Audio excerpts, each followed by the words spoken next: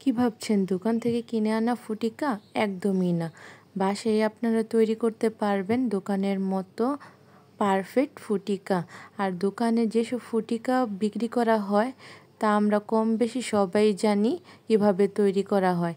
একদম ঝামেলাবিহীন এবং স্বাস্থ্যকর উপায়ে আপনিও বাসায় তৈরি করতে পারবেন ফুটিকা। সুপ্রিয় দর্শক, আসসালামু আলাইকুম। প্রথমে আমি নিয়েছি আমগুলোকে ভালো করে ধুয়ে পরিষ্কার করে নিতে হবে, যাতে আমের গায়ে কোনো বালি লেগে না থাকে।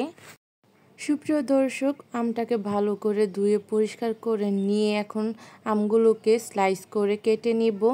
ভালো করে কেটে নিতে হবে যাতে আমের সবগুলো পাল্প কেটে নেওয়া হয় এবং কিউব করে কেটে নিতে হবে। আপনারা দেখতেই পারছেন আমি কিভাবে কেটে নিচ্ছি।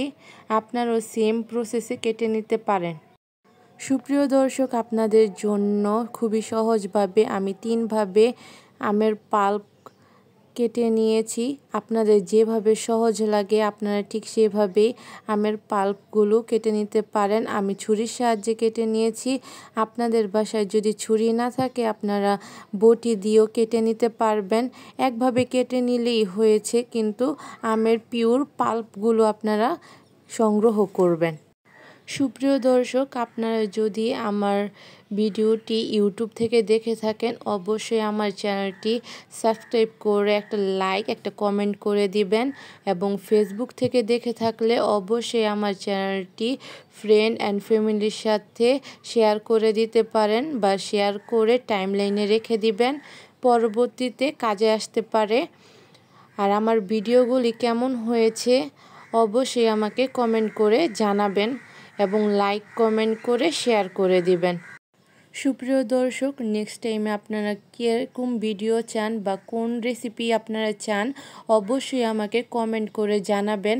আপনাদের কমেন্টের মাধ্যমে আমি আপনাদের সাথে ভিডিও শেয়ার করব। আর আপনাদের একটা লাইক এবং কমেন্ট আমাকে অন্য আরেকটি ভিডিও বানাতে উৎসাহিত প্রকাশ করে। সুপ্রিয় দর্শক, আমের পাল্পগুলো আমি ভালো করে সংগ্রহ করে নিয়েছি, মানে কেটে নিয়েছি। এখন এগুলোকে ব্লেন্ড করে নেব। আপনারা দেখতেই পারছেন আমার অনেকগুলো আমের পাল্প হয়েছে।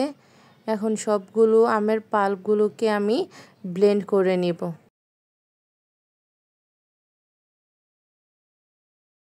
সুপ্রিয় দর্শক, এখন আমের পাল্পগুলোকে ব্লেন্ডার জারে দিয়ে দিব। অল্প অল্প করে দিবেন, না হলে কিন্তু সহজে ব্লেন্ড হতে চাবে না।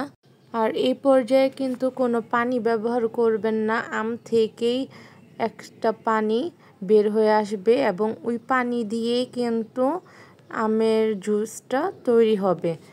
কোনো মতেই কিন্তু আপনারা এখানে কোনো পানি ব্যবহার করতে পারবেন না। সুপ্রিয় দর্শক, এই পর্যায়ে কিন্তু আপনারা চিনি ব্যবহার করতে পারেন, কিন্তু আমি চিনি ব্যবহার করিনি, কারণ আমি এই জুসটাকে প্রায় 1 বছরের মতন সংগ্রহ করব। আপনাদের জন্য এই কিছু কিছু টিপস দিয়ে রাখছি যাতে আপনারাও এই ভিডিও দেখে উপকৃত হন। ভিডিওটি ভালো লাগলে লাইক কমেন্ট শেয়ার দিয়ে আমার পাশে থাকবেন।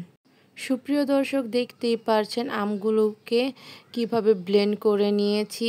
আর আমার আমগুলো একটু আঁশযুক্ত ছিল, এজন্য আমি আমের জুসটাকে ছেঁকে নিব।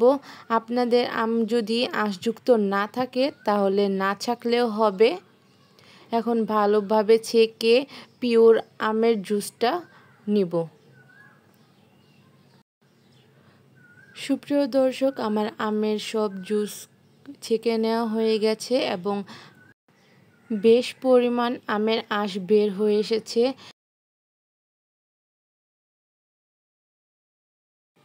এখন পিওর আমের জুসটা আপনাদের কাছে ঢেলে দেখাচ্ছি যে আমের জুসটা কেমন হয়েছে।